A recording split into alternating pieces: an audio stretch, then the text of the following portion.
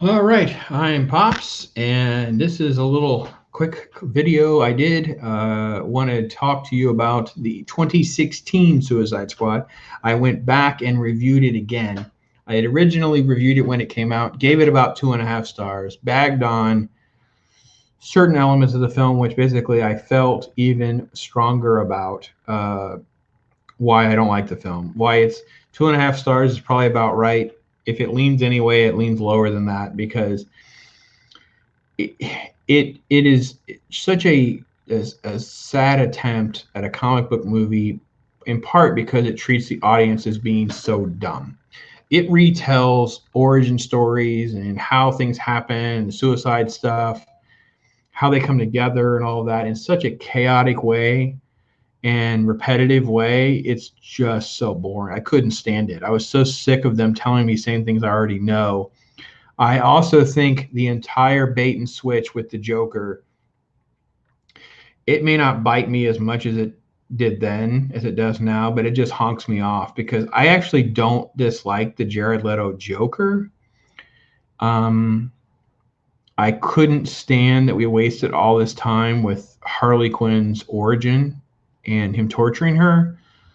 Uh, but more importantly, the villain is just a laughingstock. The Enchantress thing and the brother and all this other nonsense, no one cares. You never care. I never, ever cared. So my opinion is if we had to reshoot the film or recut the film, I think I'm going to write this in my online story. And Tampa Dispatch is going to be publishing it. And that is the first 30 minutes, like cut half of that. And then about the hour and a half mark, you might be at about 45 minutes or so. Like there's so much of it. We should just completely flip flop it back. This is a Joker movie attacking something that they're caught up in. They think they're going after something that they're not. Meanwhile, this Enchantress Rick Flag story can all be playing out, and then maybe it all comes together in something climax.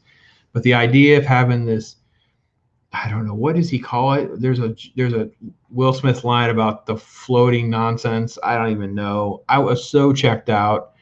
Killer Croc is just so boring. They try to make him funny at times, and it's just not. The Diablo character is the only one that's remotely interesting.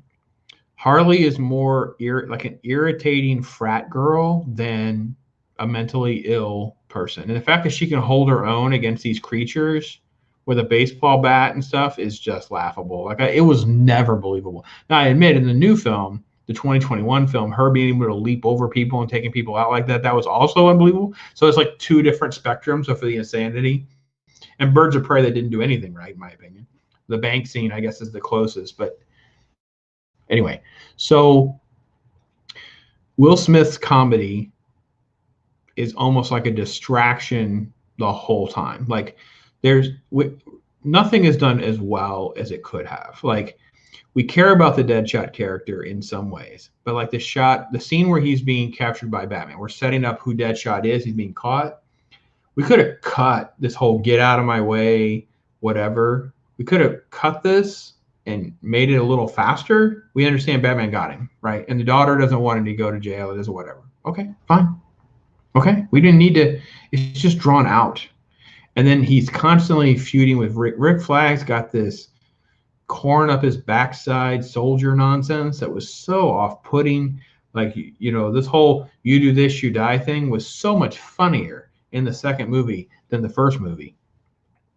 So when Will Smith's trying to cut things in and he's trying to be like the Phil Jackson joke and the triangle and all of that, it never ever works, and it's so hard for me to believe people this talented with this much of a track record on their resume couldn't see how flat and bad all of that was. Then when you get to the actual story, if we're supposed to believe the witch in the bikini throwing magic around and these knuckleheads are supposed to be able to take her out, the world's about to end, but we don't call in Batman, who Amanda Waller is revealed to know who he is, or any other supers. It was just, I don't know.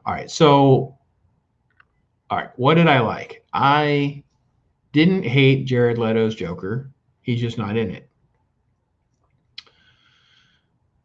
Huh. Diablo was pretty good.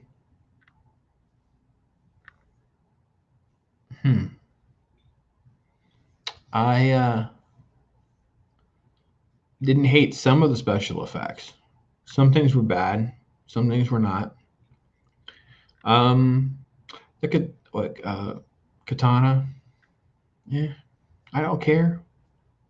I don't. I mean, it's like it, the movie. I just like I said, it leans more to like a 2-star movie now. Like it's okay that it's on and in the background, but I'm not sure I'm watching this again. Like I made myself watch it, and there were several times I stopped, and there were several times I was like, I can just fast forward through this.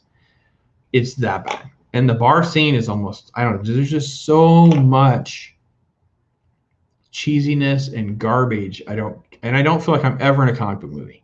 I don't feel like I'm ever in a comic book movie. I'm giving a whole bunch of people, they're thrown together, they're going to fight this thing. It easily could have been, there was there's like a Merc Netflix movie that I did, talked about Ben Affleck. It's like a bunch of people where we throw them together, we send them out on this suicide mission, and that's it. And I don't care. I don't care about Captain Boomerang is useless, by the way.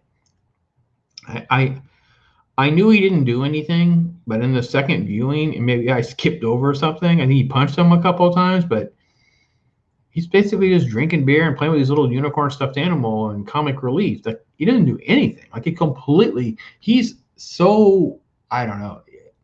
The studio obviously got involved and said we want more Harley. We want to sell Harley stuff. People are loving the promotion material and the marketing stuff. That was what happened. They rolled all this stuff out, had all these images. It looked very stylish. It looked very interesting, and people got really excited about the Harley Quinn stuff. Girls were dressing like tramps at a Comic-Con. That was their thing, and that's still the thing of this new wave of I guess how you look like a strong female instead of looking like a prostitute, which is pretty much how they play her up as. Uh, so they obviously switched and made so much more of the focus on her because she should not have survived many of these scenes, let alone be able to hold her own. So there's a couple scenes that are not terrible, but there's also a couple scenes where like they're just pointless. Like we just don't really move much along. Um, like I said, I didn't care about Will Smith's humor. It didn't really work. The more dramatic parts work, at least some. Rick Flagg's character doesn't work. It was horribly done. Amanda Waller was a huge highlight. Sorry, let me back up to give her the credit because at least her character, hardcore, liked it, and it was a good sort of setup to the second film. Like she's so much more evil. It just keeps going, piling on evil. She is insane. You're good for the sake of good. The means justify the ends.